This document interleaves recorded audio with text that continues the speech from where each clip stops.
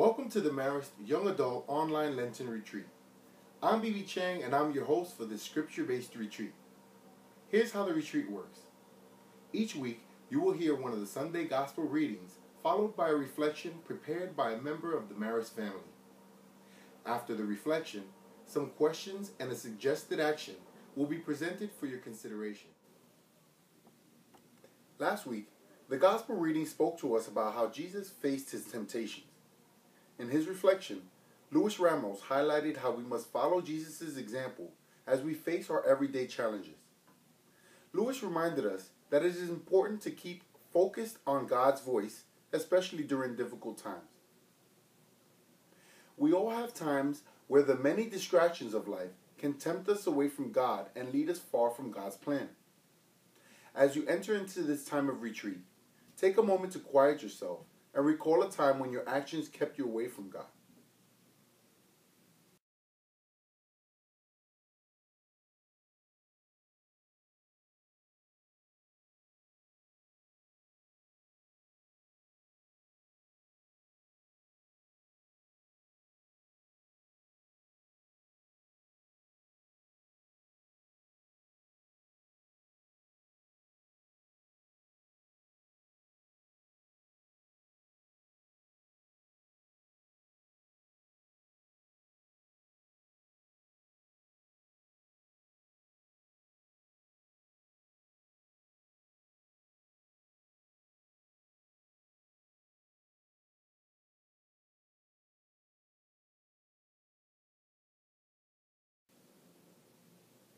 As you listen to the reading, pay attention for a word or phrase that catches your attention.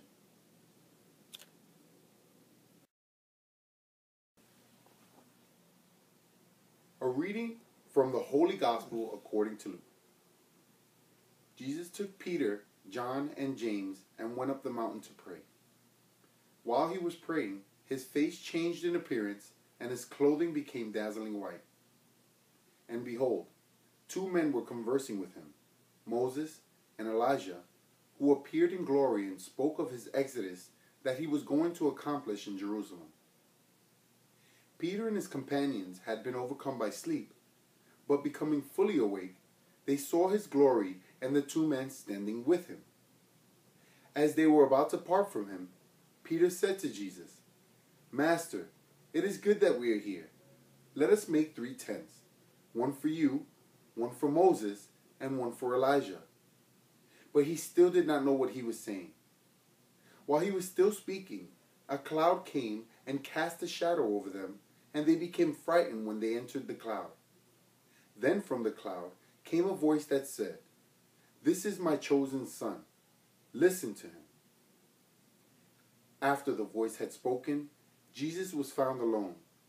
They fell silent and did not at the time tell anyone what they had seen. You have just heard Luke's account of the Transfiguration. The Transfiguration occurs only days after Jesus speaks about his own upcoming suffering, death, and resurrection. Jesus asks Peter, James, and John to pray with him in the mountains. Once again, Jesus sheds light on the importance of prayer, but the disciples fall asleep while Jesus prays. They awake to witness the glory that is the Transfiguration. The message of Jesus' glory and magnificent appearance is clear. Jesus is the Messiah. God speaks and proclaims that Jesus is his Son and that all should listen to him. The message could not be more obvious. Follow Jesus to glory. You might be wondering why Moses and Elijah make an appearance, especially since they've been dead or gone for a while. Moses and Elijah are representatives of the law and the prophets. You get it? Jesus is the fulfillment of the law, and he is the fulfillment of the prophecies. It makes sense now, doesn't it? The Transfiguration communicates that Jesus is not only divine, but that he is also the one who has been promised to lead us to salvation. Jesus fulfills the laws through teaching and living the example. Jesus even shows us how to live the law of love, which basically proves that love conquers all.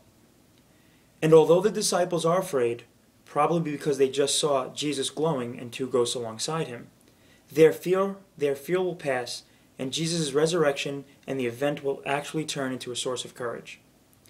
They had undeniable proof that Jesus was God before Jesus showed the world. Truly, Jesus is the way to salvation. And just as the apostles had the courage to go out and spread the message of Jesus, so must we Marists. We are called to spread the love of Jesus to the world through our word and through our action.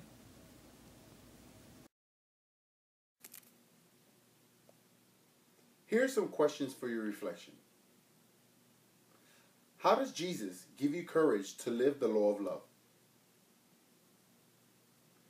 How do you spread God's love through your words and actions?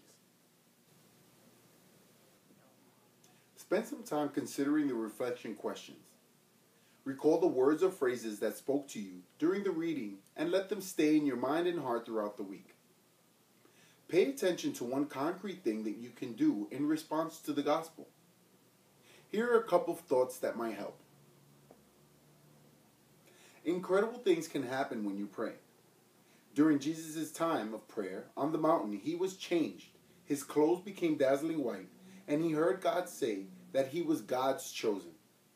Commit yourself to spend some additional time in prayer this week. Besides personal change, prayer can help us to see the needs of others more deeply, especially the needs of those who are unable to make changes in their own lives.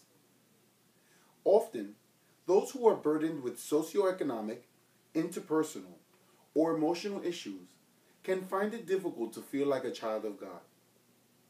Consider spending some time this week with an individual who might need to feel God's love, or with an organization that addresses issues that hinder growth. On behalf of the Marist Young Adult Program, thanks for participating in the second week of our online Lenten retreat.